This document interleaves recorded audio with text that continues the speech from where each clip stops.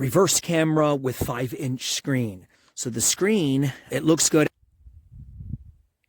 Basic plastic bracket, full backing tape, and the bracket then clips into the screen. So the camera, it's quite large actually, and it uses this style of plug. So I've seen these a lot on dash cameras.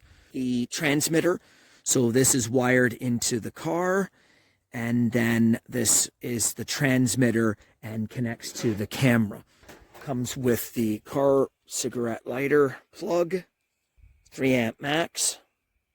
Comes with some zip ties and wire connectors for the to tap into the reverse light. So I'm installing this into a truck that is very old and it does not have any electronics. So this will be a really nice upgrade. Probably best to have this transmitter antenna in direct line of sight to where the display is going to be. It's very easy to hook up. Just have to hook the black wire to ground somewhere under the truck, and then this one goes to the reverse light. So I just have to tap into the reverse light. That's it. It could also be put on a switch, so then I could monitor anytime I want. The easiest way is just to connect to the reverse light. The display has a super long cord on it, and so it could be put anywhere in the vehicle. 3 amp output on the USB. I have a battery over here, so I'm going to power up the unit. Display is on now. It's a very clear display. It's bright. And what I'm going to do is I'm going to shut off some of the lights in here. So I have this very small little lamp. So the camera is very sensitive to light, because you can see on my phone, it's not a very bright light. But on the camera, it makes it quite bright. So if I shut off the light with no light in the room, then there's nothing. So it's definitely sensitive to low light, but it doesn't have IR. I'm fine with that. I think that's fine. I don't really like the grainy look of the IR anyway. So it does produce a nice clean image. Put the camera on a bench, and then I walked with the screen, and I paced out about 50 meters, and it was still working. So the range is very good. Of course, that was with direct line of sight, and that was with this antenna not behind any obstructions. Put the dash camera on the top of the dashboard, and I mounted it on the license plate, so it seems to be in the perfect position.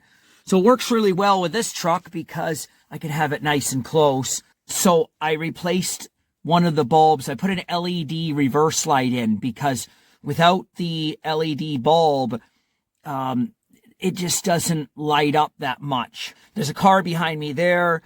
So of course, under the city lights, the camera works really well, but in the pitch black, which it is here, only the reverse light is providing the light. It does work well. This is a review of the AUTO-VOX backup camera. As you can see, I have an old truck. I don't have a backup camera, and just want to make sure I can actually see if there's anyone behind me or any kids when I'm backing up. So yeah, it's simple. It's basically plug and play. Plugs into your 12 volts right here, and then basically when the truck is put in reverse, it gets power. It powers the reverse lamps. And see, that's it. It's very quick. There's no delay, actually. It's pretty smooth, right? It's got the guidelines as well. And yeah, it's basically connected to my reverse light right here, this one. And here's the actual camera. Okay, so the camera's right there, and 2 screws. All you need is a pair of pliers, nothing special. You don't have to crimp any wires. It's literally 2 wires in the back. It's a positive and a ground. The instructions are very easy to understand. Hope this review helps.